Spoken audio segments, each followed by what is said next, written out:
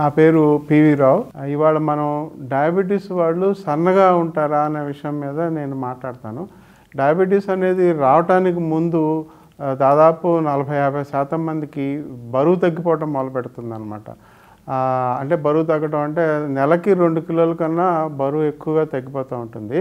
అలా బరువు తగ్గే వాళ్ళకి ఏంటంటే మనం డయాబెటీస్ ఉందా లేదా అని పరీక్ష చేయించుకోవాలి. అంటే రక్తంలో గ్లూకోజ్ పరీక్ష చేయించుకోవాలి.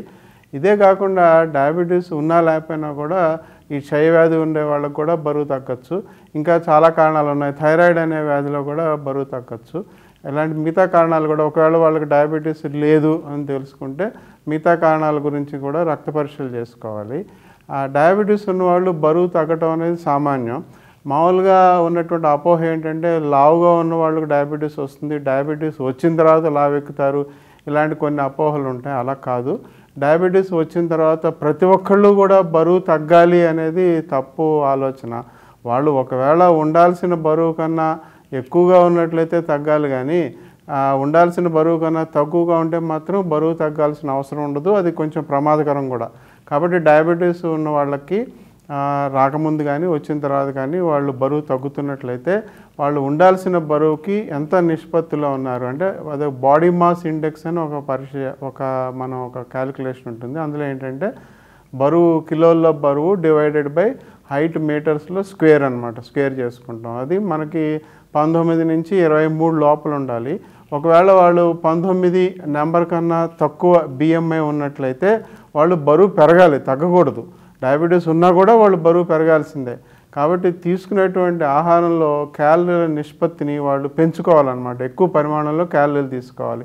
ప్రతి ఒక్కళ్ళు బరువు తగ్గించాలని చెప్పి ఈ రోజుల్లో డాక్టర్లు, స్నేహితులు, వాళ్ళ ఇంటి పక్కన వాళ్ళందరూ కూడా సలహా చెప్తూ ఉంటారు. బరువు తగ్గడం అనేది అన్ని సందర్భాల్లోనూ కరెక్ట్ కాదు. కొన్ని సందర్భాల్లో అది ప్రమాదకరంగా కూడా ఉంటుంది. కాబట్టి తీసుకునేటువంటి ఆహారం మనకు సరిపోయిందా లేదా అనేది మన యొక్క బిఎంఐ అనేటువంటి ఆధారం తీసుకుని దాంట్లో అది 19 కన్నా తక్కువగా ఉన్నట్లయితే మనం తీసుకునేటువంటి ఆహారాన్ని పెంచుకోవాలన్నమాట. ఒకవేళ ఆహారం ఎక్కువగా తీసుకున్నట్లయితే రక్తంలో గ్లూకోజ్ పెరిగి డయాబెటీస్ ఇంకా ఎక్కువ అవుతుంది. ఎక్కువైనట్లయితే దానికి సరిపోయిన మందులు డాక్టర్ల సలహాతో వేసుకోవాలి తప్ప మనం ఆహారాన్ని తగ్గించుకుని నీరసించిపోయి సన్నగా అయిపోయి డయాబెటీస్ని తగ్గించుకుందాం అనుకోవడం అనేది కరెక్ట్ కాదు. ఒకవేళ డయాబెటీస్ ఉన్నవాళ్ళు బరువు తగ్గిపోతూ ఉంటే వాళ్ళకి టీబీ వచ్చే అవకాశం ఎక్కువగా ఉంటుంది. క్షయవ్యాధి అనేది ముఖ్యంగా భారతీయుల్లో డయాబెటీస్ ఉన్న వాళ్ళల్లో దాదాపు 50% మందికి క్షయవ్యాధి డార్మెంట్గా ఉంటుంది, లోపల నిగూఢంగా ఉంటుంది. మనం బరువు తగ్గుతున్నట్లయితే మన రోగనిరోధక శక్తి తగ్గిపోయి మన శరీరంలో ఉన్నటువంటి ఆ నిగూఢంగా ఉన్నటువంటి డయాబెటీస్ ఒక్కసారి బయటకు పడి చాలా నష్టాలు కలిగిస్తుంది అన్నమాట. కాబట్టి బరువు తగ్గటం అనేది అన్ని వేళలా అందరికీ అది అవసరమైన విషయం కాదు. ఈ విషయాన్ని అందరూ తెలుసుకోవాలి. బిఎంఐ వాళ్ళు ఉండాల్సిన బిఎంఐ కన్నా ఎక్కువ ఉన్నారా తక్కువ ఉన్నారా అన్న దాని మీద ఆధారంగా మనం బరువు పెంచుకోవాలా తగ్గించుకోవాలా అన్నది మనం తెలుసుకోవాలి. అందరికీ బరువు తగ్గించుకోవటం అనేది మంచి విషయం కాదు. ఇక బరువు పెరగటం విషయంలో ఏం చెప్పాలంటే మీరు పెంచుకోవాలంటే మీరు తీసుకునేటువంటి ఆహారంలో పిండి పదార్థము, మాంసకృత్తులు, కొవ్వు పదార్థం కూడా తగిన నిష్పత్తుల్లో ఉండాలి. అందరూ ఏమనుకుంటారంటే పిండి పదార్థం మానేద్దాం అంటే మనం అన్నం మానేద్దాం, తర్వాత పంచదార మానేద్దాం, బంగాళదుంపలు తినకూడదు అనేది కరెక్టే, కానీ ఆ నిష్పత్తిని మాత్రం మనం చూసుకోవాలన్నమాట. 60% అయినా కూడా మనం తినేటువంటి క్యాలరీల్లో పిండి పదార్థం నిష్పత్తి ఉండాలి. 25% వరకు మనకు కొవ్వు పదార్థం నిష్పత్తి ఉండాలి. ఆ తర్వాత 15% వరకు మాంసకృత్తుల నిష్పత్తి ఉండాలి.